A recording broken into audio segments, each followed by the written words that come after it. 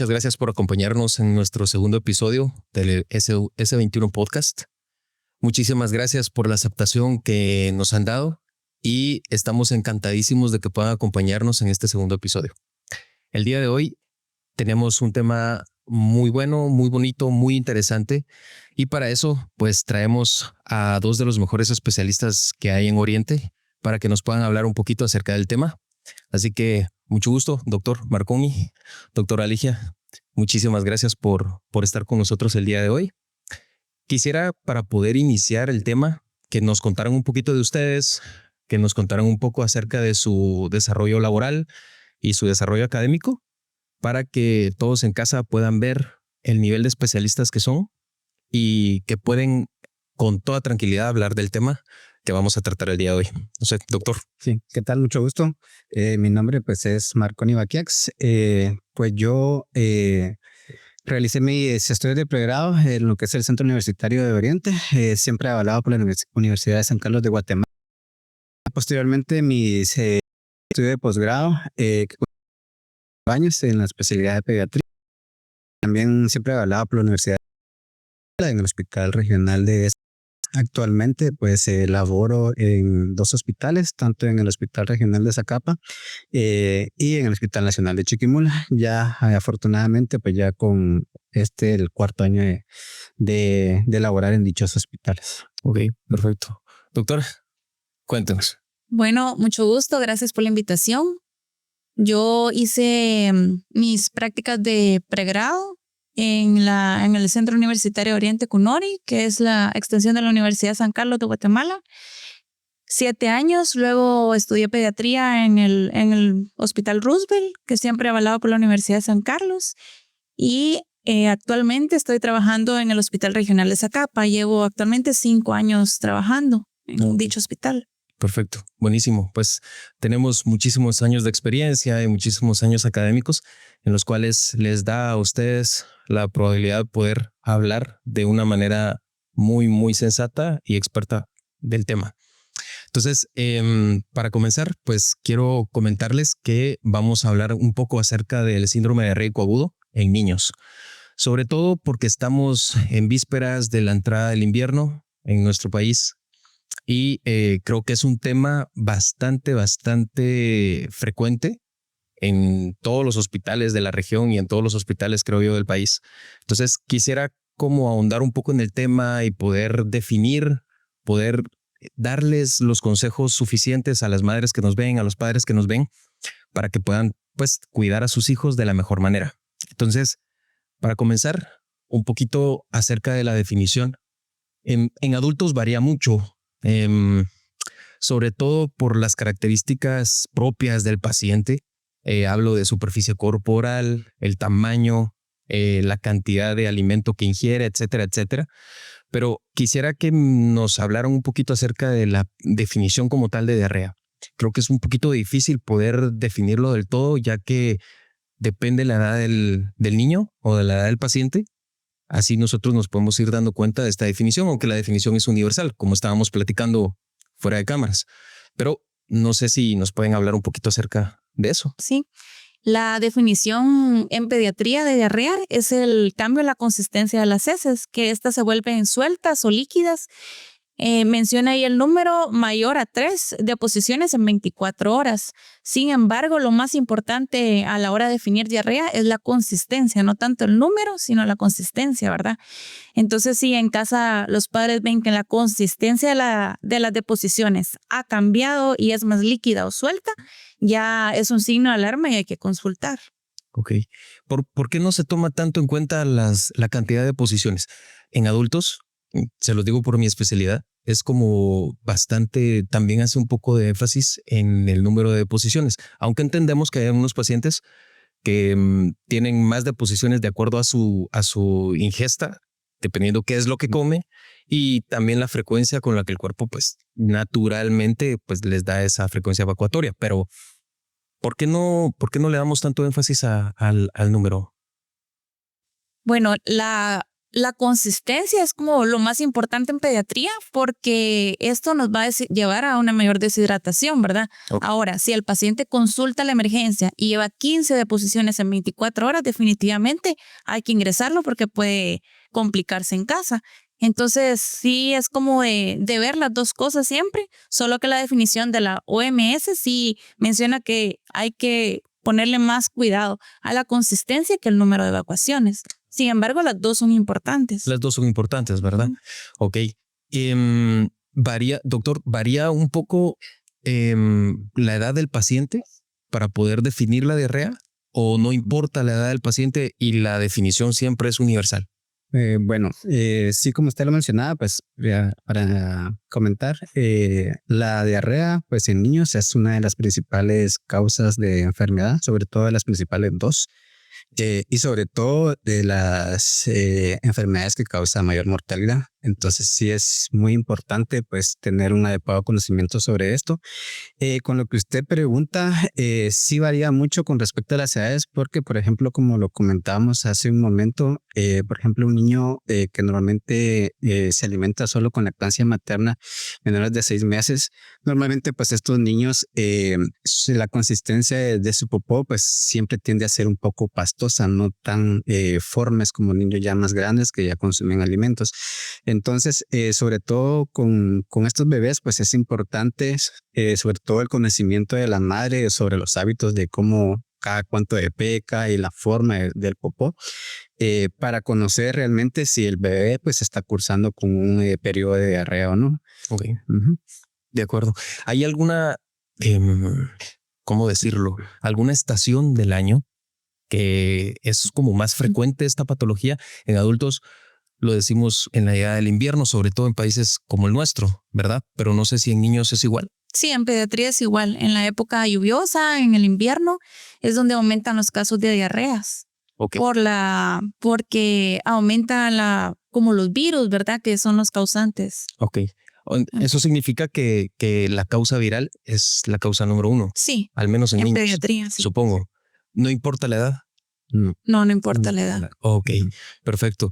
Es muy frecuente, sobre todo en familias que tal vez no tienen una alta educación, de que no solo lactancia materna los primeros 6 meses, sino que frecuentemente como que tratan la manera de educar al niño para que empiece a introducirse dentro de la ingesta de toda la familia antes incluso de los 6 meses. Esto puede influir Sí, en la salud gastrointestinal del niño y que sea más propenso a tener este tipo de patologías. sí puede influir.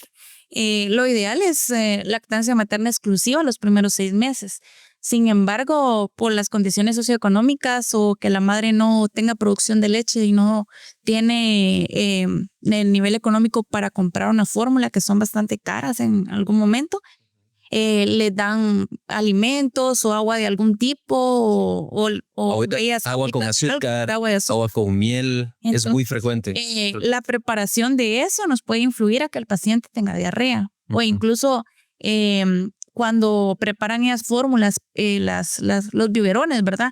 Pero no tienen una adecuada higiene, puede provocar diarreas en los niños. Ok, entonces podemos realmente definir que la lactancia materna exclusiva los primeros 6 meses es un factor protector para que los niños disminuyan la posibilidad de que puedan adquirir un síndrome de diarreico agudo, ¿no? Sí, es un Sí. factor protector. Es un factor protector. Entonces, ¿se ha establecido cuánto tiempo de lactancia materna exclusiva? 6 meses. 6 meses. Después de los 6 meses, Puede llegar hasta los 2 años. hasta los 2 años. Ok, pero ya se le debe de ir introduciendo como el alimento sólido. Complementario, sí, a los 6 meses inicia la alimentación complementaria. ¿Cuántas veces come un niño normalmente o frecuentemente en los primeros 6 meses? Cuando se inicia la alimentación complementaria, 2 veces al día. 2 veces al día. Y lo demás se complementa con lactancia Sí, materna. Sí, como es la alimentación complementaria, la lactancia es lo principal Ok. y el alimento es el complemento. Ahí está. Y antes de los 6 meses, por ejemplo, una madre primeriza, una madre joven que tal vez no tuvo mucho contacto con algún paciente pediátrico,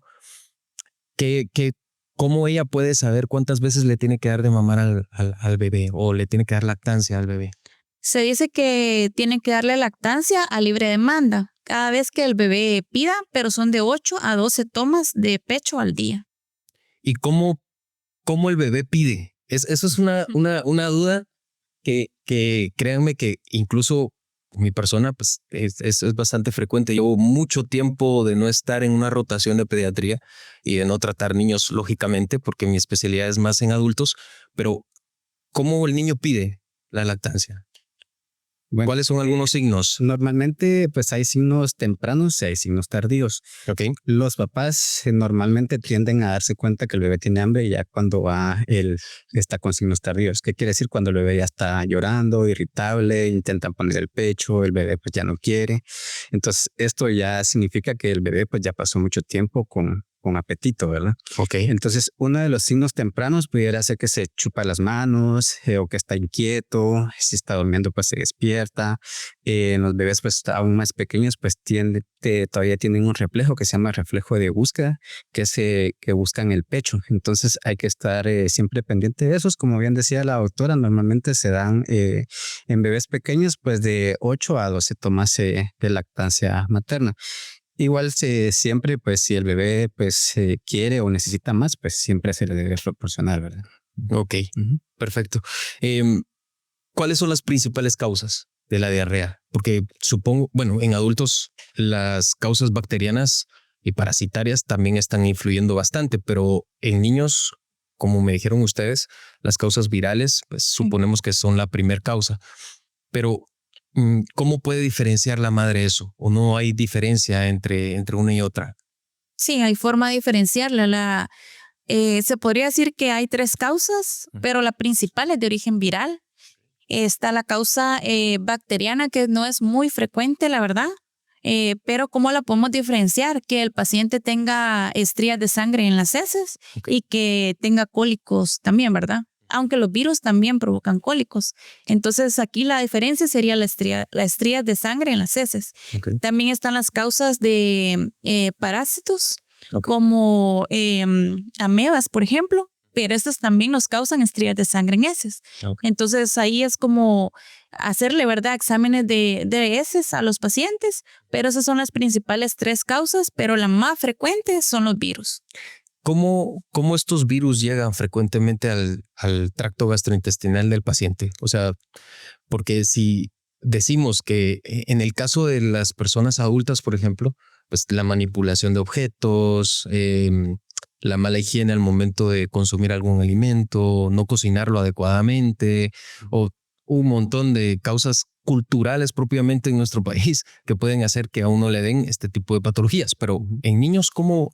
Porque la madre puede decir, pero si yo solo pecho le doy o solo le estoy dando lactancia materna, ¿cómo puede ser que le doy diarrea? Entonces mi leche está mala, porque esa es una causa muy frecuente. Yo lo he escuchado en los pacientes decir, sí, es que fíjese que la mamá se comió no sé qué cosa y después de haberse comido eso, la niña comenzó con diarrea o el niño comenzó con diarrea. ¿Es así?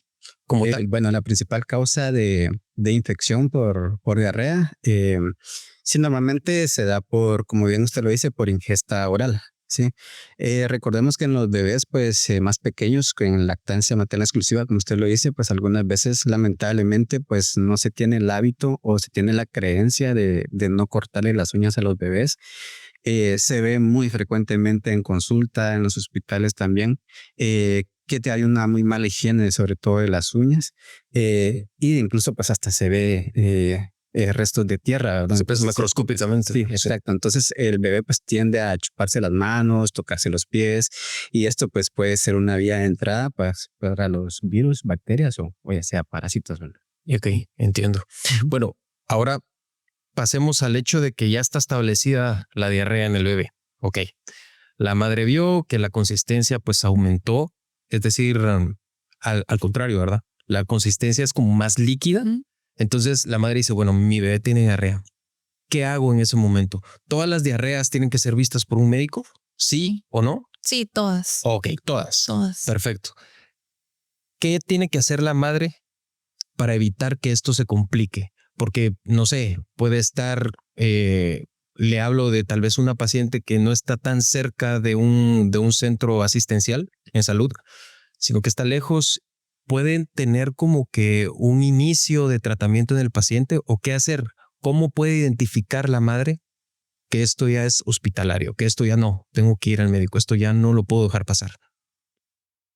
Bueno, primero, pues si en la casa hay un niño con diarrea, la señora pues tiene que, depende, ¿verdad?, la edad. Si el paciente es menor de 6 meses, seguir dando lactancia materna como habitualmente lo hace y estar pendiente como de los signos de alarma, que ya les voy a mencionar. Si es paciente mayor de 6 meses, siempre su lactancia materna y líquidos. ¿Cómo hacer líquidos en casa? Puede hacer agua de arroz, por ejemplo. Ok. Puede hacer sopitas y puede comprarle sueros en la tienda, ¿verdad? Pediátricos. Eso nos va a ayudar a reponer las pérdidas por las heces, que por las heces se pierden electrolitos, ¿verdad? Varios componentes importantes del cuerpo. Entonces, la madre le tiene que dar la alimentación pues normal.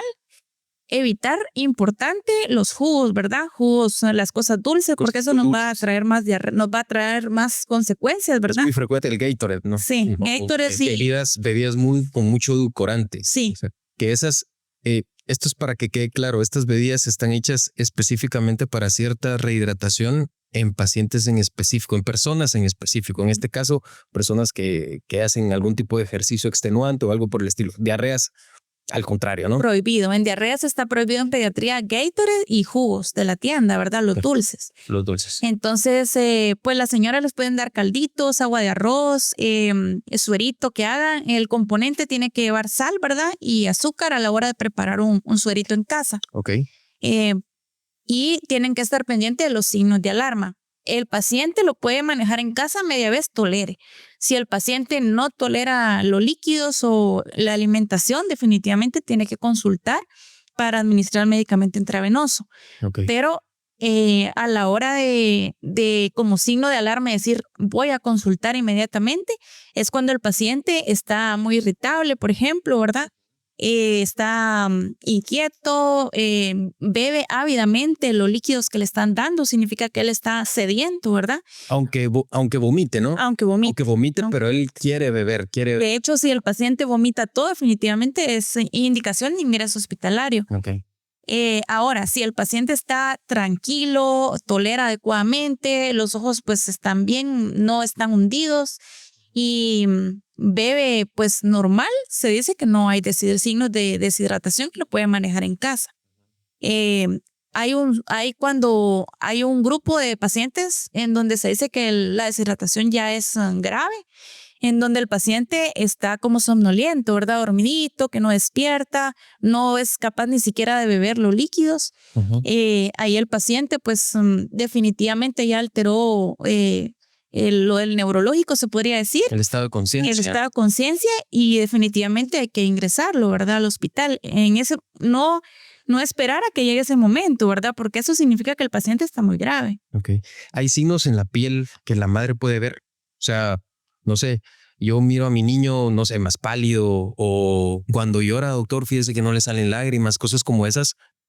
No sé si nos puede hablar un poquito. Sobre todo en niños menores de 6 meses, ellos pues todavía no tienen la fontanela, la famosa mollera, ¿verdad? Todavía no está cerrada. Entonces tienden a deshidratarse cuando están muy gravemente deshidratados, pues la fontanela pues tiende a hacerse un hoyo. Lo que la gente normalmente dice que se le cayó la mollera, ¿verdad? Sí, pero pues eso realmente... Una membrana acá en la parte superior de la cabeza. Ajá. Y se mira como hundida, ¿no? Se le ve hundida, exacto. Ajá. Entonces, esto quiere decir que el niño pues realmente tiene un grado de deshidratación pues bastante severo. Okay. ¿Sí? Que no, que al momento de llorar no tenga lágrimas, pues también es un signo bastante importante. En cuanto a la piel, pues normalmente los niños, pues ellos tienen una piel muy tersa, muy suave, pero ya cuando están con cierto grado de deshidratación, pues la piel pues tiende a volverse un poco más áspera y tiende, cuando uno, por ejemplo, la jala, el famoso signo del pliegue, la piel pues normalmente regresa a su posición original, ¿verdad? Entonces, normalmente cuando uno la tira, entonces la piel no regresa inmediatamente a su posición original. Eso también pues es un signo bastante importante de deshidratación. Es importante recalcar acá, yo lo he escuchado también por muchas anécdotas, que cuando ven las fontanelas hundidas, lo que hacen es voltear al bebé y como golpear los pies para que la fontanela vuelva.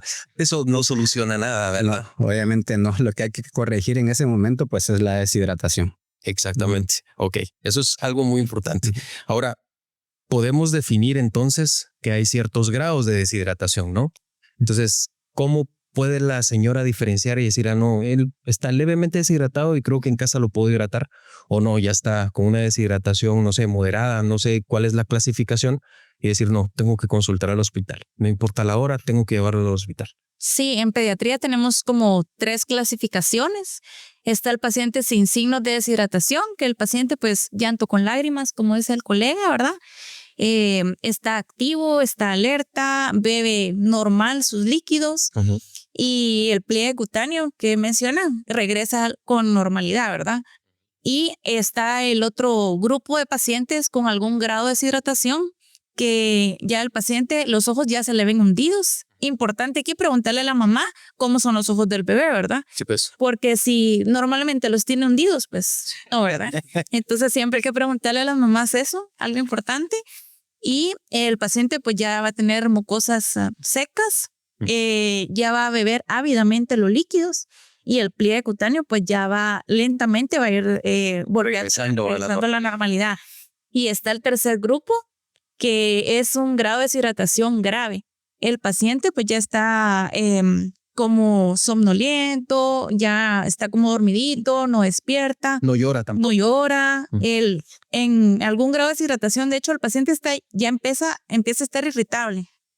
Ya cuando se está empezando a deshidratar, el paciente está irritable, pero ya cuando está muy deshidratado, ya está dormidito, ya no llora, ya está como demasiado mal su neurológico, ¿verdad? Okay. Entonces ahí ya no hay mucosas húmedas, ¿verdad? Ya las mucosas están secas, el llanto sin lágrimas, los ojos hundidos también, y el pliegue pues ya no regresa, ¿verdad? A la hora de hacer el pliegue cutáneo. Entonces, de esas 3 categorías, pues las mamás tienen que estar bien pendientes y consultar siempre, ¿verdad? Por ejemplo, en la categoría que no hay deshidratación, siempre tiene que consultar, pero lo puede manejar en casa con líquidos, ¿verdad? Okay. Con la alimentación normal. Okay. Pero ya cuando hay algún grado de deshidratación, ya es necesario definitivamente llevarlo a un centro de salud o al hospital a que se evalúe para ver si es necesario los líquidos intravenosos. Ok, perfecto. Entonces, ¿a partir de qué grado de deshidratación el tratamiento ya es intrahospitalario? Se podría decir que en el grado segundo de deshidratación, de algún grado de deshidratación. Ah, ok, perfecto. ¿Hay algún plan de hidratación en estos pacientes? ¿Existe algún grado, o sea, ya un protocolo, algo protocolizado para decir, bueno, si tiene un grado A de deshidratación, como lo mencionaba la doctora, le tengo que dar este tipo de tratamiento? ¿Si ve algo por el estilo? Sí, por supuesto. Está bastante bien establecido, sobre todo por la Organización Mundial de la Salud, que como bien lo menciona la doctora, pues existen 3 grados de deshidratación. El primero que es la deshidratación leve, moderada y severa, ¿verdad? Entonces en la leve, que es en la que estamos hablando, que el paciente pues se puede tratar en casa, obviamente después de ser revisado por un especialista y determinar el grado de deshidratación, que el bebé tolere los medicamentos sobre todo. En un grado de deshidratación moderado se le puede dar prueba de tolerancia, se le llama, y se calcula en base al peso y más o menos el grado de deshidratación, los líquidos que se pueden reponer. En esto pues nos da la opción de que se puede reponer por vía oral en cierto tiempo, o ya sea intravenoso si en dado caso pues el paciente pues no tolera la vía oral. Y en el último grado, pues es un paciente pues, definitivamente extremadamente deshidratado, que hay que canalizar una vía periférica, ingresarlo, darle tratamiento intrahospitalario. Y sobre todo, antes de que se nos olvide, pues recordar de que los menores de 6 meses, sobre todo, idealmente tendrían que tener un tratamiento intrahospitalario independientemente del grado de deshidratación. Eso es importante. Sí, ya muy que importante. Estos pacientes pues tienen mucho riesgo de deshidratarse muy fácilmente en casa y pues llegar a un estado pues ya crítico, ¿verdad? Ok. Es yo quería recalcar algo para antes de continuar.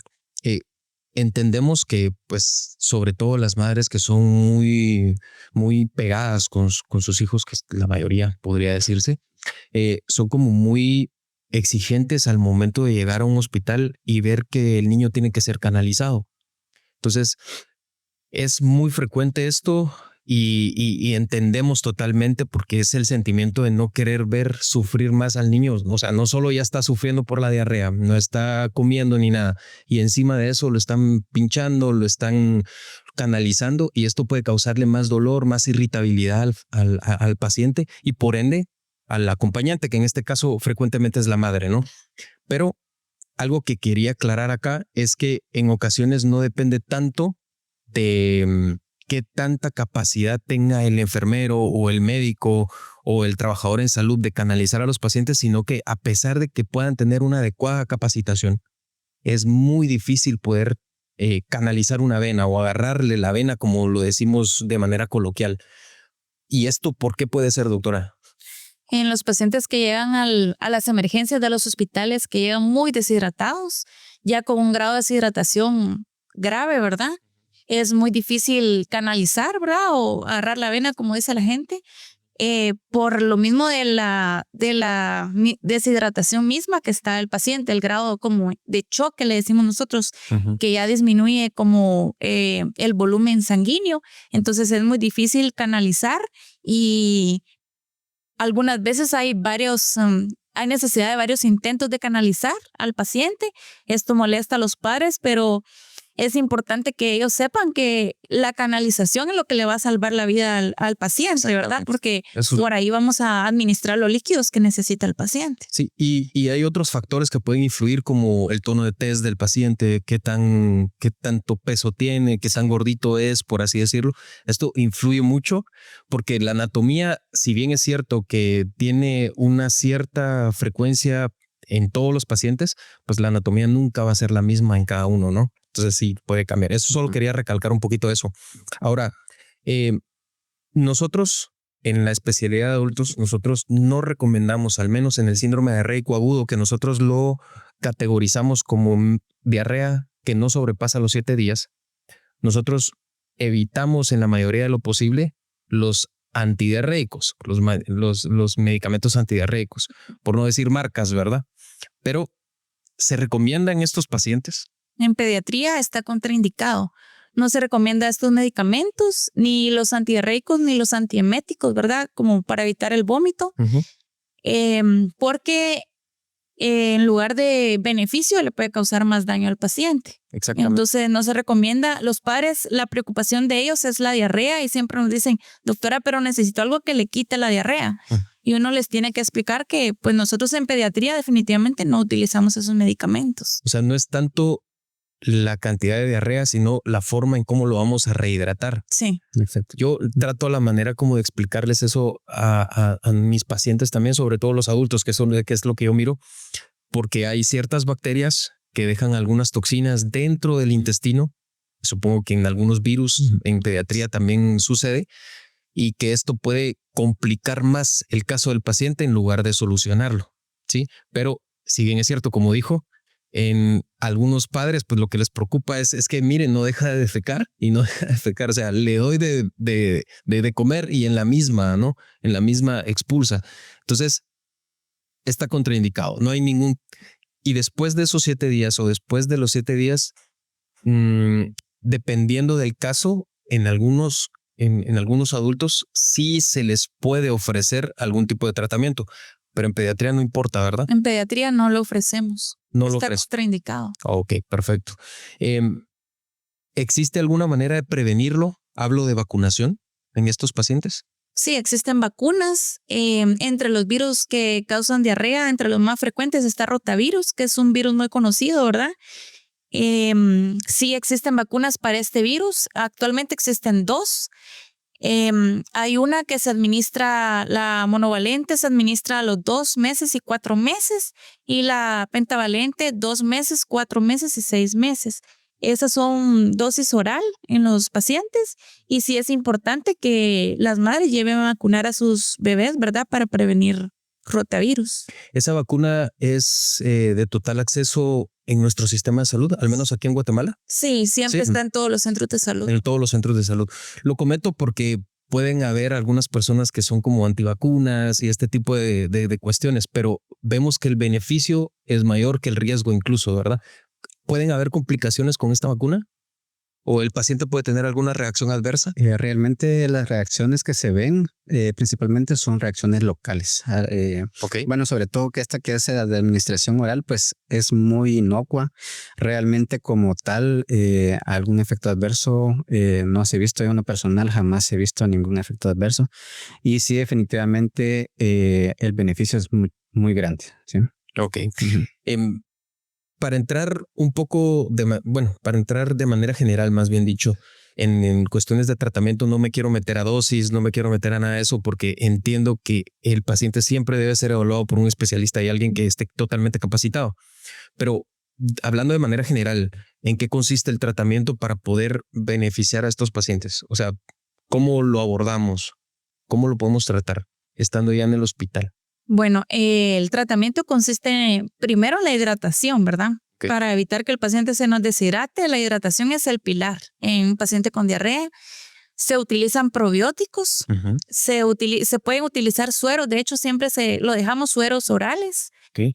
Y una vitamina que se llama zinc, la podemos dejar desde el 0 meses hasta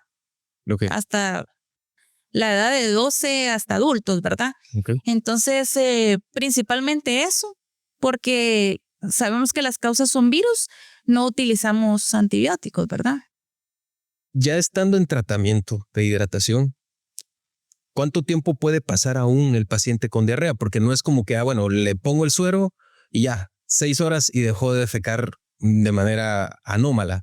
No, ¿cuánto es lo esperado? Les digo esto porque algunos familiares llegan y dicen, doctora, ¿cuánto tiempo tengo que estar en el hospital? Esta es una pregunta muy común. ¿Cuánto tiempo tengo que estar en el hospital? ¿Cuánto vamos a esperar? ¿Cuánto tengo que ver la mejoría del paciente?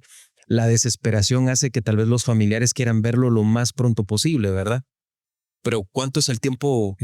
Bueno, realmente el tiempo que se considera normal de tener diarrea es entre 7 y 14 días. Más o menos.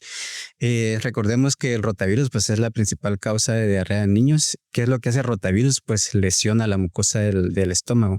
Entonces, esta tarda más o menos una semana en recuperarse. Entonces, es prácticamente imposible que los bebés pues, se recuperen antes de este tiempo, ¿verdad? Perfecto. Algunos pues obviamente pues lo hacen antes dependiendo el grado de severidad de la enfermedad, pero sí es el tiempo normal que se estima, ¿verdad?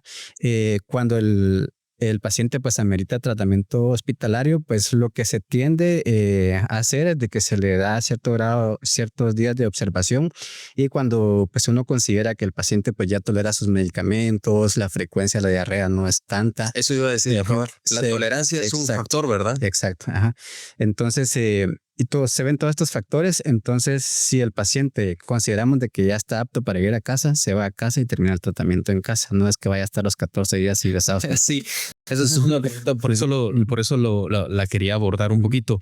Ahora, cuando ustedes dicen no, le tengo que iniciar antibiótico, sobre todo porque como hay un sinfín de bacterias que pueden provocar este tipo de anomalías, poder detectar con precisión. Lógicamente hacemos como los exámenes complementarios para las más frecuentes, pero en ocasiones estos salen negativos y no significa que no sea bacteriano. Entonces, ¿qué criterios pueden ver ustedes para decir, no, le voy a iniciar antibiótico? Le voy a iniciar antibiótico a este paciente. Bueno, normalmente en pediatría es muy, muy poco indicado el uso de antibióticos. Son muy específicos, sobre todo en pacientes con diarrea con sangre, que es una de las principales indicaciones, pacientes con algún tipo de inmunocompromiso. Como bien usted lo menciona, ahora que pues tenemos un sinfín, gracias a Dios, de ya exámenes, algunas veces pues se mandan a realizar paneles gastrointestinales, se llaman, que nos detectan una gran cantidad de bacterias. Ajá. Si en dado caso pues aquí pues nos reportan alguna bacteria, pues entonces ya se trata directamente en especial esto. Pero sobre todo Esto se considera después de cierto periodo de que el paciente ya pasado, de que ya pasó y no resuelve su periodo de diarrea, ¿verdad? Entonces se tiene la alta sospecha. Perfecto. ¿Cuánto tiempo esperan ustedes para decidir? Bueno, no tengo un panel positivo bacteriano, pero sí tengo la alta sospecha de que sea bacteriano. Entonces, ¿cuánto tiempo esperan ustedes? Nosotros, al menos en adultos, luego de las 48, 72 horas de valorar que no es viral, lógicamente siempre tras la evaluación de un especialista, lógicamente decimos, bueno, le voy a dar antibióticos de amplio espectro, le llamamos nosotros, es decir, que abarca una gran variedad de bacterias más comunes y ahí es donde iniciamos el antibiótico.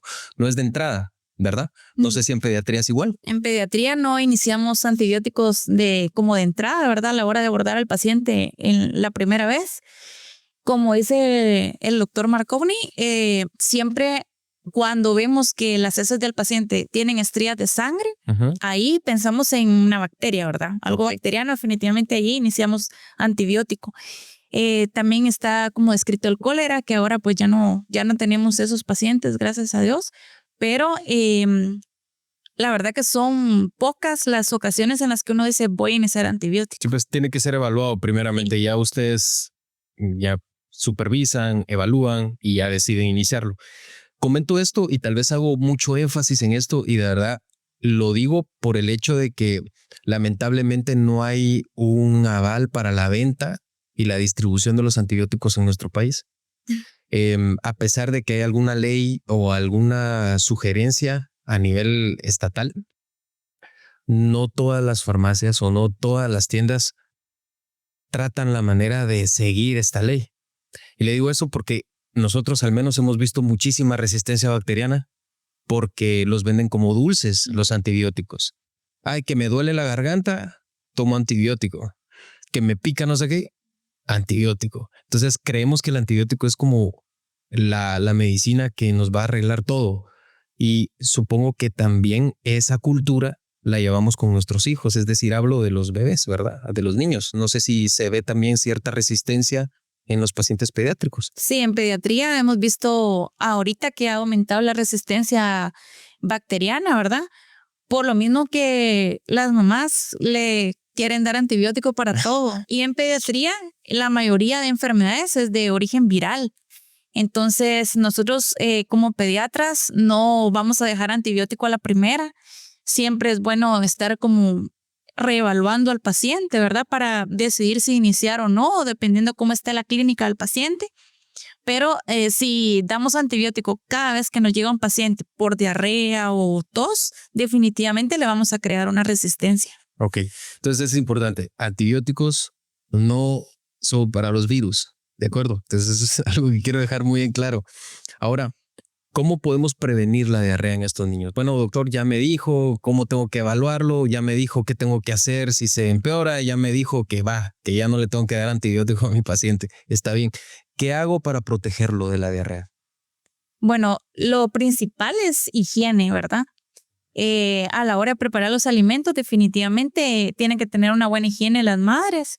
Si les van a preparar biberón, definitivamente no hacerlo con agua del chorro, ¿verdad?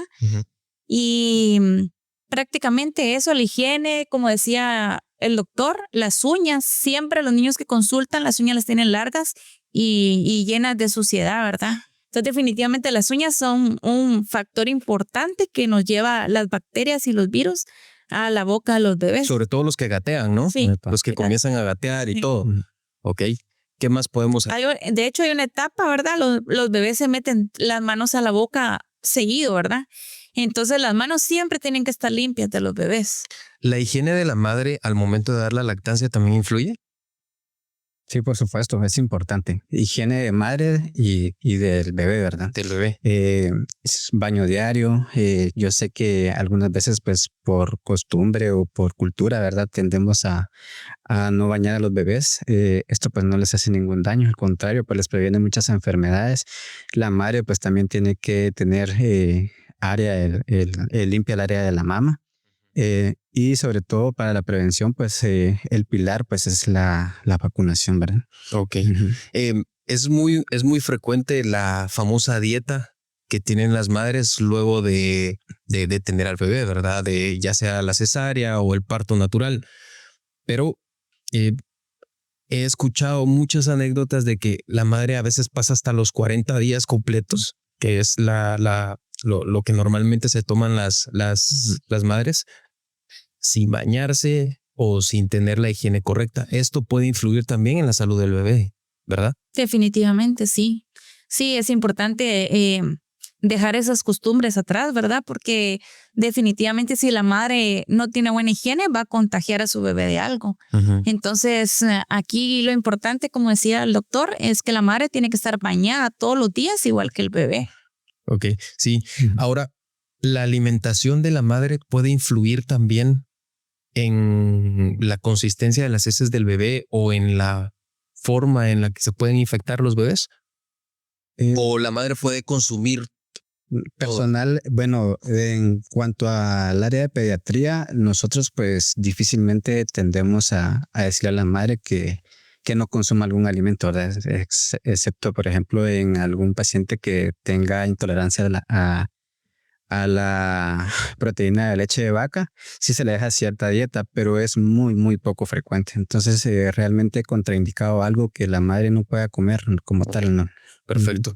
Y la hidratación de la madre también influye bastante, ¿no? Sí, definitivamente. Una madre hidratada va a tener mejor producción de leche.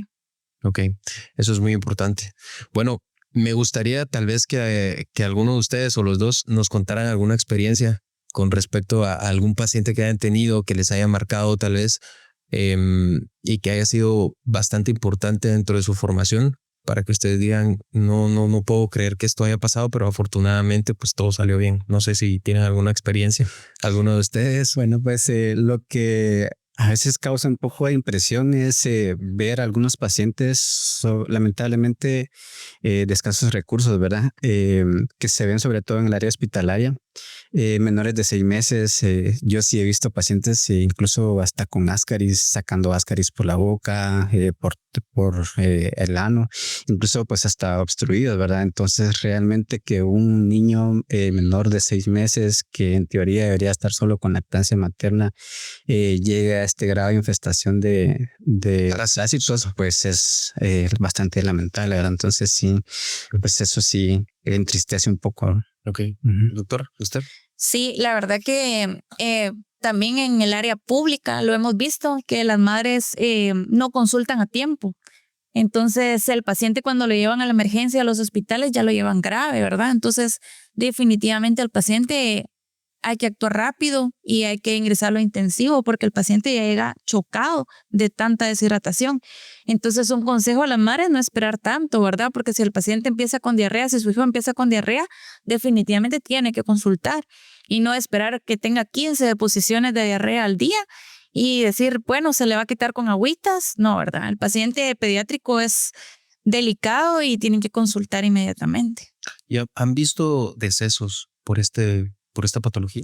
Sí, como lo mencionaba al inicio, pues es una de las patologías con mayor mortalidad en pediatría. Entonces, los pacientes graves por esta patología, pues son de los que más tenemos en los hospitales. Entonces, sí, como menciona la doctora, pues es importante una consulta a tiempo, ¿verdad? Y una evaluación.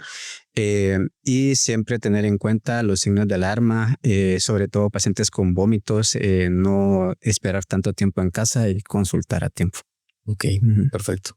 No, pues muchísimas gracias, de verdad. Ahora, solo para agregar al tema, ¿dónde los pueden encontrar a ustedes? ¿Dónde las madres pueden consultar con ustedes? ¿Y qué horarios tienen para que, pues, en el caso de que se necesite, pues puedan consultarles a ustedes, ¿verdad? Sí, por supuesto. Yo me encuentro pues en el Hospital Siglo XXI, en el tercer nivel, en la clínica 301. Normalmente pues atendemos de lunes a viernes y en algunas ocasiones con previa cita, también los sábados, en el horario pues de 8 de la mañana a mediodía. Ok. Doctor. Yo tengo mi clínica en el Hospital Siglo XXI, tercer nivel. El horario de atención es de lunes a viernes, de 2 de la tarde a 6. Ok. Y sábados previa cita. Ok, perfecto. ¿En caso de emergencia? Sí, por supuesto. Las 24 horas. Pueden comunicarse pues al número 3008-6393 y con mucho gusto pues les podemos atender. Doctor, usted. También las 24 horas al número 4217-5310. Ok, perfecto. Bueno, muchísimas gracias por acompañarnos entonces. Los esperamos en el siguiente episodio y cualquier duda pueden escribirla en el cuadro de comentarios y en la brevedad posible estaremos resolviéndole cualquiera de las dudas. También estaremos dejando en la descripción del video todos los datos correspondientes a los doctores para que ustedes puedan ubicarlos en cuanto lo necesiten. Muchísimas gracias por acompañarnos.